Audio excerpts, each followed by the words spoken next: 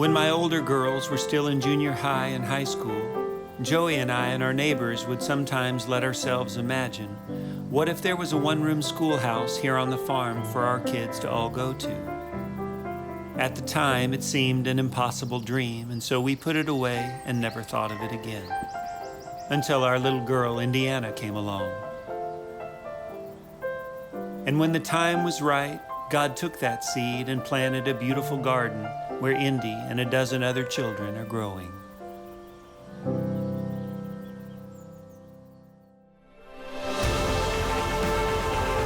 This is the unfolding story of the life we are building together as I try to make a difference and live each day like it's my last.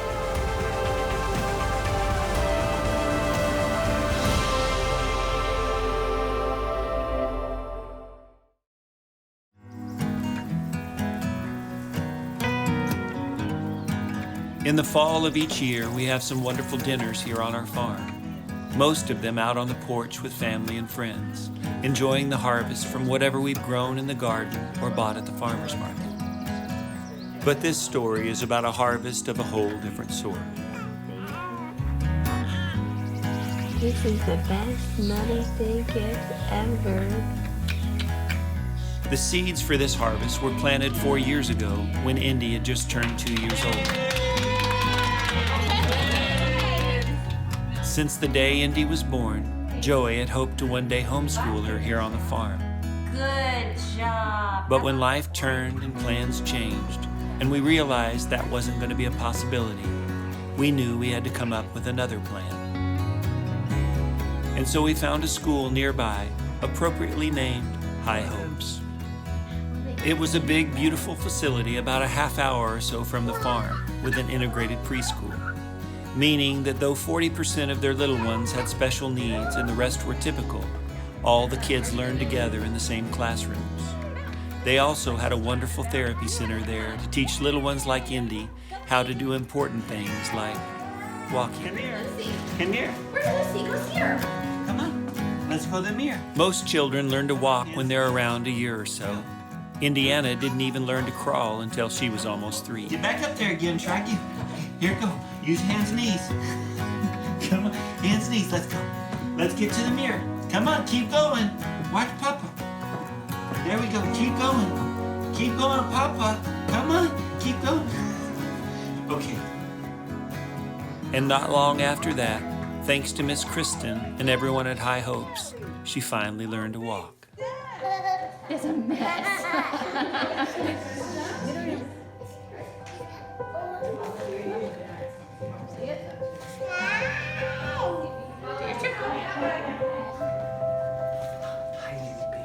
Come here. Come here. Come on. Go get it.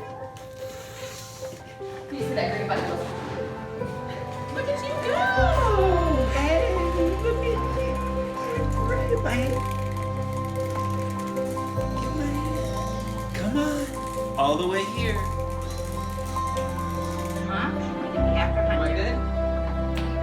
Oh, wow, you're doing really good. Keep coming. Come on, Indy. Keep coming, Indy. Come here to Papa.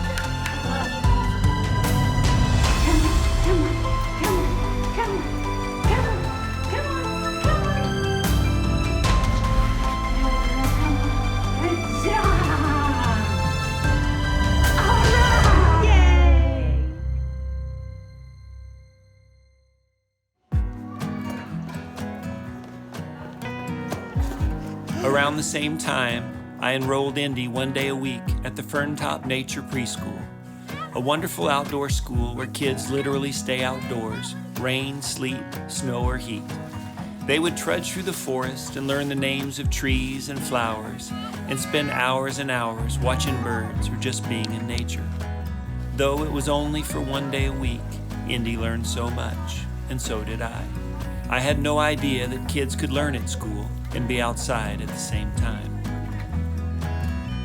Indiana loved being at Ferntop and High Hopes, but at the time they were only preschools, and I knew as Indy neared school age, we'd need to come up with another plan, ideally one closer to home. And so one day as I drove Indy back from school, a small seed was planted in my mind. If Indy's mama can't homeschool her, maybe we could build a school for her at home near her mama. Before long, I was looking online for ideas and found a wonderful one-room schoolhouse a couple hours north in Kentucky that Indiana and I drove up to see. It was built in the year 1812 and had recently moved to a new site where they were working on restoring it. That day, as we walked around, I took some pictures and video, and when I got home, I showed them to my brother-in-law Keith, who turned them into a drawing, and before long after that, a concrete slab was poured, and the foundation for a much larger dream was set.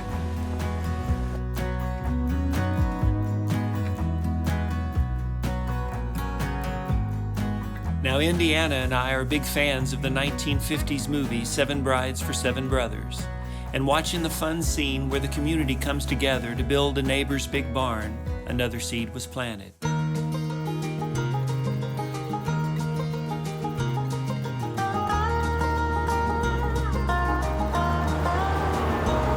When I opened up that beat-up old toolbox On a cool Saturday morning in September 2017, a few dozen neighbors, friends, and folks from the local cowboy church gathered with their tool belts, their hammers, and their big hearts, and together, instead of raising a barn, we raised a schoolhouse.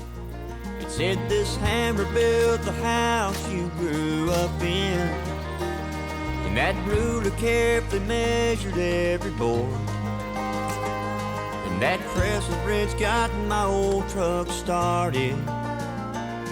That snowy winter night when you were born, I got this handsaw from your mother our first Christmas, and it helped build her that red oak rocking chair.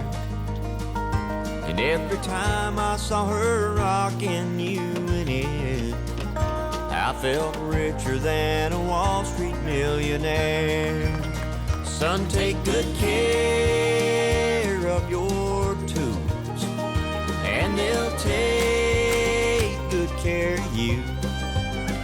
With sweat and blood and common sense, there's no job too hard or big. With the right tools and some help from God above, ain't no problem in this world you can't fix. That socket set's gonna send you to college, and keep that tractor running just a few more years.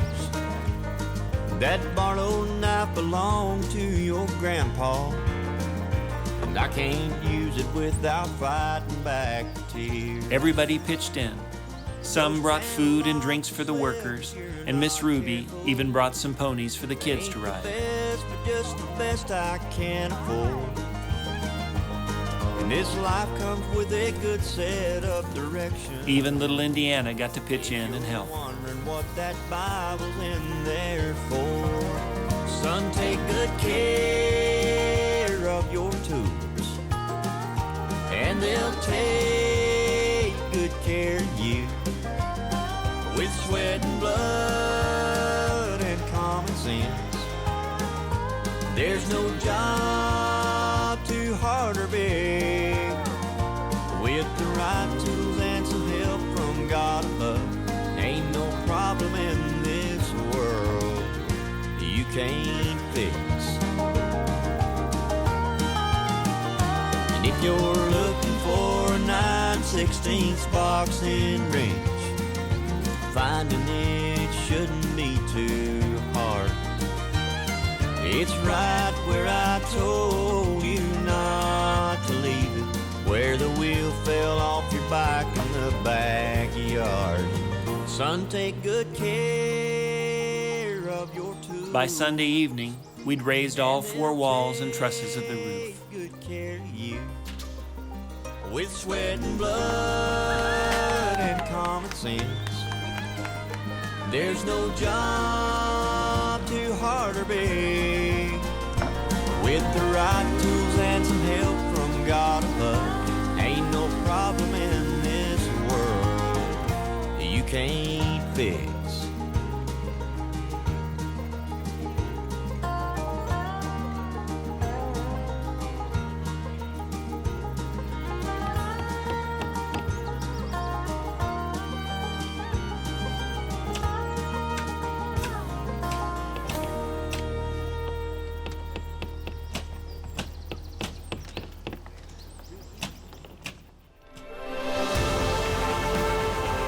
This is the unfolding story of the life we are building together as I try to make a difference and live each day like it's my last.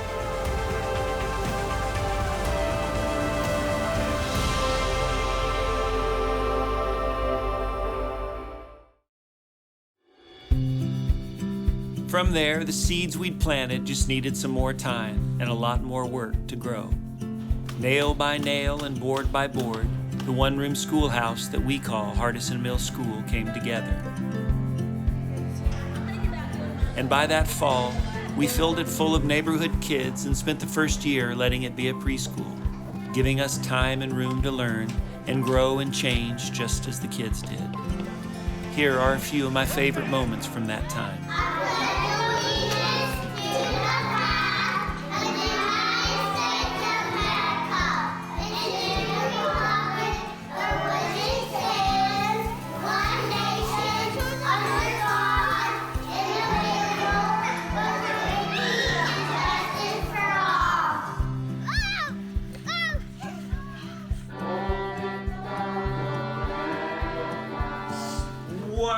When I first had the thought to build a school at home, I had no idea what it might cost. But I knew that we had some money set aside, a special fund that was waiting for just the right need. When Joey had passed away, we'd received thousands of letters and cards, people expressing their condolences and sending their prayers and well wishes to our family. In many of those letters, people included checks and cash. Some were small amounts and some bigger, a way, I guess, to try to help, to make sure we were going to be okay. When the schoolhouse building was complete, it had cost almost exactly the same amount of money that people had sent to us when Joey passed away. What a special thing.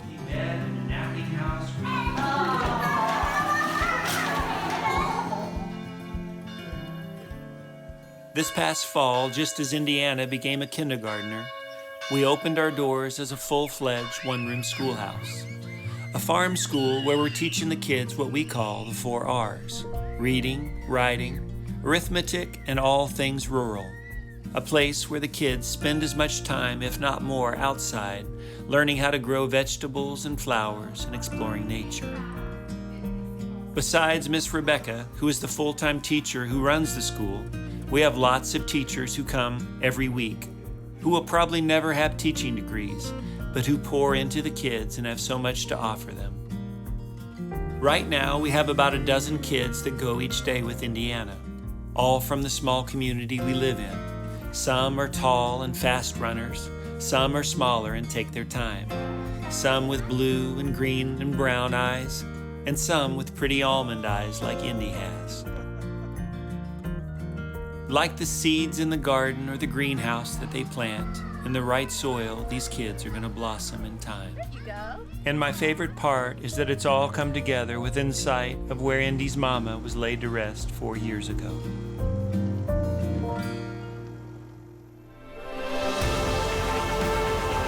This is the unfolding story of the life we are building together as I try to make a difference and live each day like it's my last.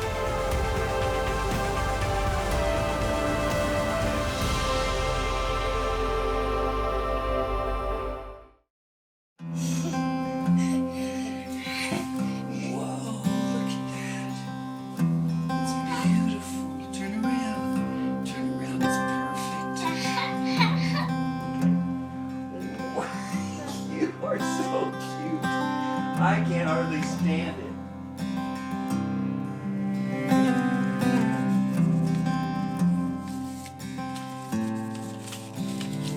I cordially invite you, Indiana Feek, to a day in the life of Laura Ingalls. We will make rag dolls, string buttons, play games, eat stew and cornbread, and so much more. Tuesday, March 10th at Walnut Grove, Hardison Middle School.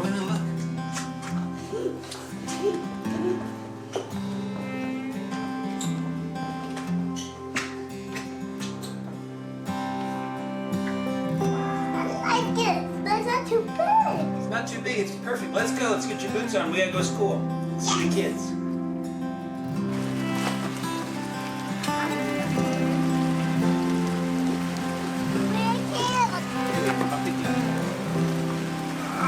I grew up watching wonderful family TV shows like The Waltons and Little House on the Prairie. And one of the very first chapter books that Joey and I read to Indy was from the Little House series. So when Miss Rebecca sent a note home from school saying that they were going to be having Laura Ingalls Day at the schoolhouse, I'm not sure who was more excited, Indiana or me. And so for one special day, Hardison Middle School became the One Room Schoolhouse in Walnut Grove.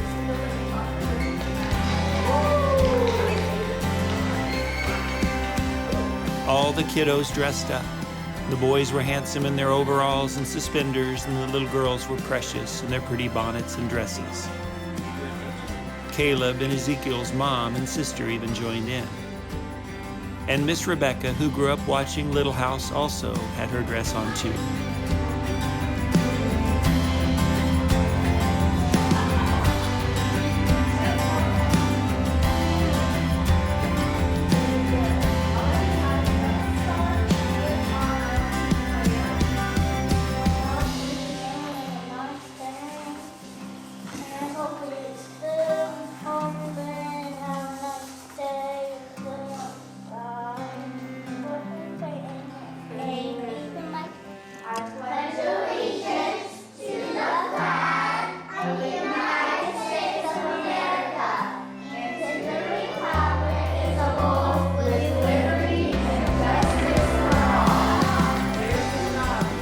The morning started with a prayer and the Pledge of Allegiance, and then some schoolwork on old-fashioned chalkboards, which were probably the iPads of their day. Before long, music was on, and we were taking turns spinning partners, do-si-doing and to and froing all around the classroom.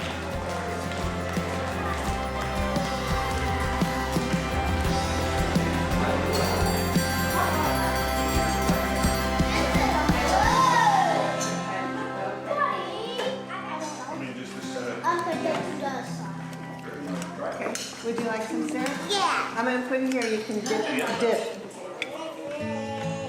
There you go. A long time ago, when all the grandpapas and grandmamas of today were little boys and little girls, or very small babies, or perhaps maybe even not born, Pa and Ma and Mary and Laura and baby Carrie left their little house in the big woods of Wisconsin. Are you ready to watch Little House on the Prairie?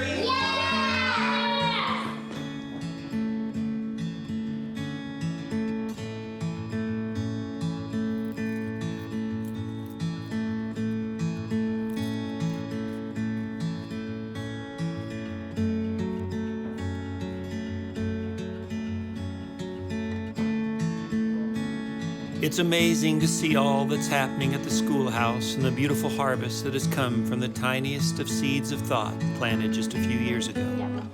It is already such a blessing to Indy, to me, and the community we're part of. And then the horses. And then we gotta find some horses, that's right.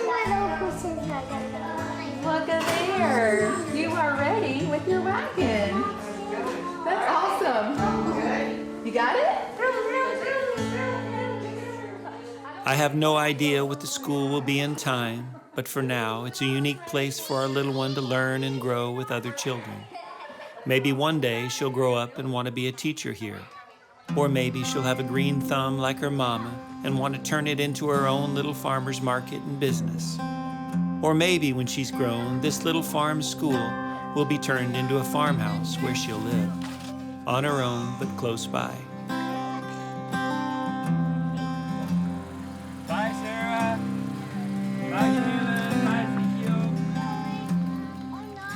We will worry about that when the time comes. In the meantime, it's just the beginning of a beautiful Once Upon a Schoolhouse story.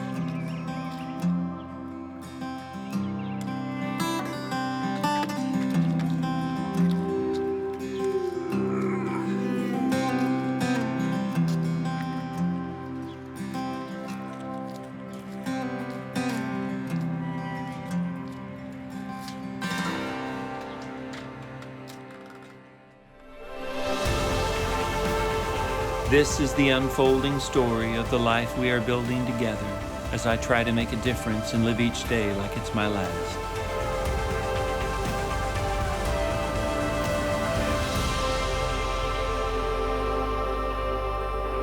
This life I live. Scenes from one man's extraordinary, ordinary life.